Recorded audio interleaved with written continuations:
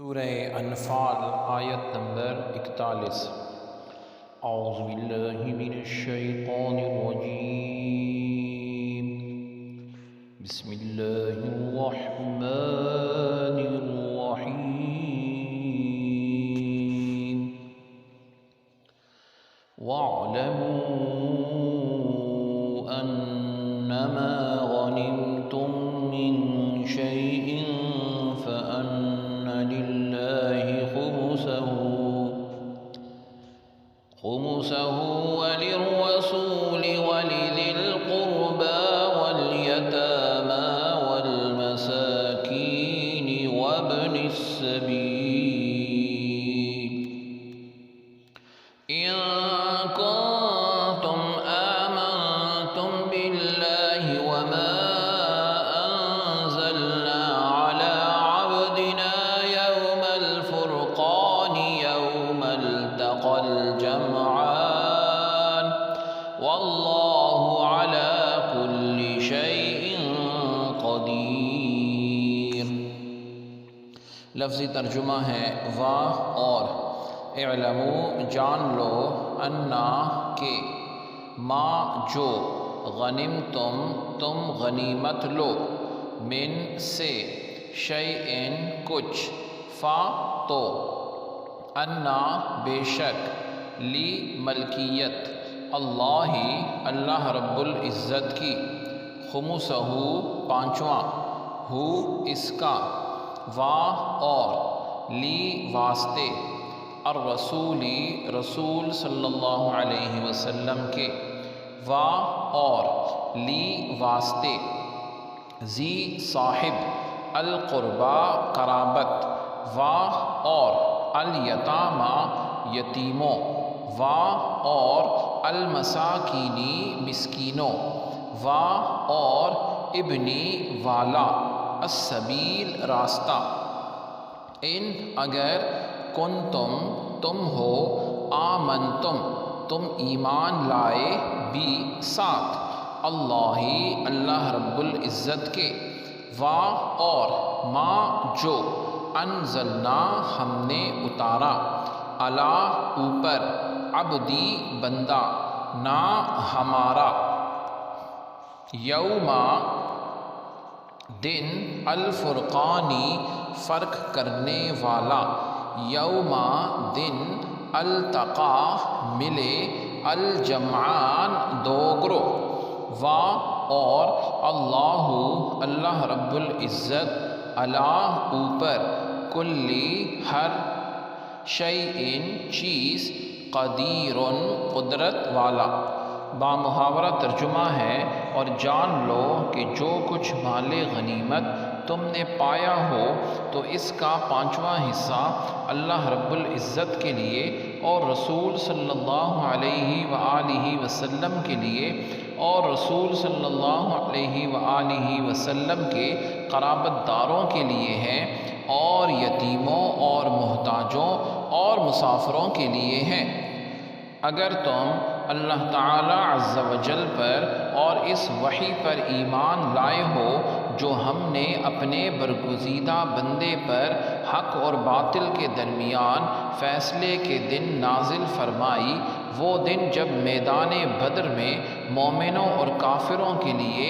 دونوں لشکر باہم مقابل ہوئے تھے، اور اللہ رب العزت ہر چیز پر قادر ہے۔ اس آیت میں اللہ تعالی عز و جل نے مال غنیمت کا حکم اور اس کی تقسیم کا طریقہ بیان فرمایا گیا، اس کی وضاحت درج ذیل ہے۔ غنیمت کی تعریف، وہ مال جسے مسلمان کفار سے جنگ میں قہر و غلبے کے طور پر حاصل کریں اسے غنیمت کہتے ہیں، اور جنگ کے بغیر جو مال کفار سے حاصل کیا جائے جیسے خراج اور جزیہ، اس کو فے کہتے ہیں۔ مال فے، مال غنیمت جو ہے اس امت کی خصوصیات میں سے ہے، کیونکہ مال غنیمت کا حلال ہونا رسول اللہ صلی اللہ علیہ وسلم کی امت کی خاص باتوں میں سے ہے۔ سابقہ امتوں میں سے کسی کے لیے غنیمت کا مال حلال نہیں تھا، جیسا کہ حضرت ابو ہریرہ رضی اللہ تعالی عنہ سے روایت ہے کہ نبی علیہ السلام نے ارشاد فرمایا، ہم سے پہلے کسی کے لیے غنیمت حلال نہیں ہوئی، اللہ تعالی نے ہمارا ضعف یعنی کمزوری اور عجز یعنی عاجزی دیکھ کر اسے ہمارے لیے حلال کر دیا۔ حضرت ابو امامہ رضی اللہ تعالی عنہ سے روایت ہے کہ نبی صلی اللہ علیہ وآلہ وسلم نے ارشاد فرمایا، اللہ تعالی عز و جل نے مجھے تمام انبیاء علیہم السلام سے افضل فرمایا، یا ارشاد فرمایا میری امت کو تمام امتوں سے افضل کیا اور ہمارے لیے غنیمت حلال کی۔ مال غنیمت کی تقسیم کے بارے میں تفصیل درج ذیل ہے کہ مال غنیمت کا خمس یعنی 5واں حصہ اللہ رب العزت اور اس کے رسول صلی اللہ علیہ وسلم کے لیے ہے۔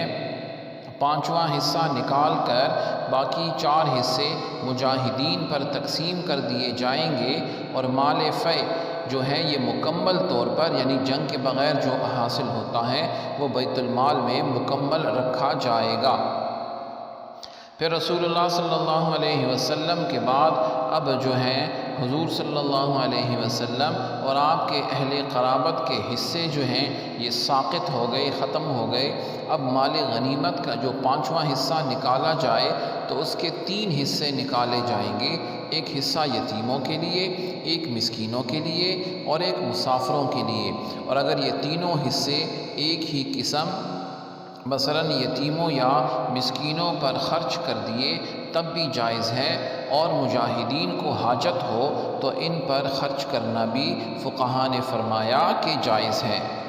اسی طرح نبی علیہ السلام کا خاندان بنی ہاشم و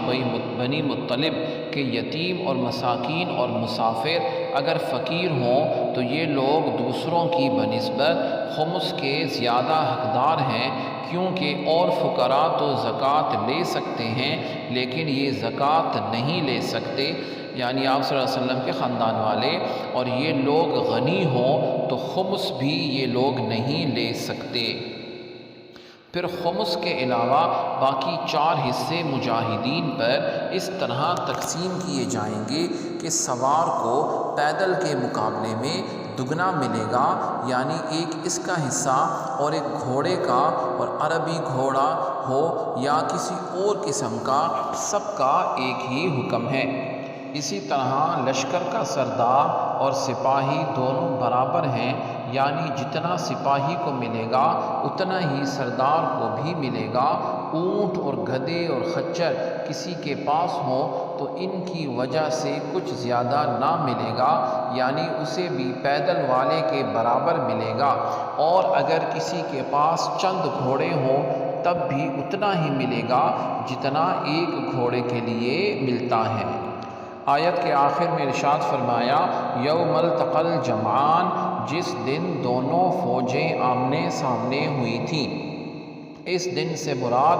بدر مراد ہے، اور دونوں فوجوں سے مسلمانوں اور کافروں کی فوجیں مراد ہیں، اور یہ واقعہ 17 رمضان المبارک کو پیش آیا۔ صحابہ رضی اللہ عنہم کی تعداد 313 یا 310 سے کچھ زیادہ تھی،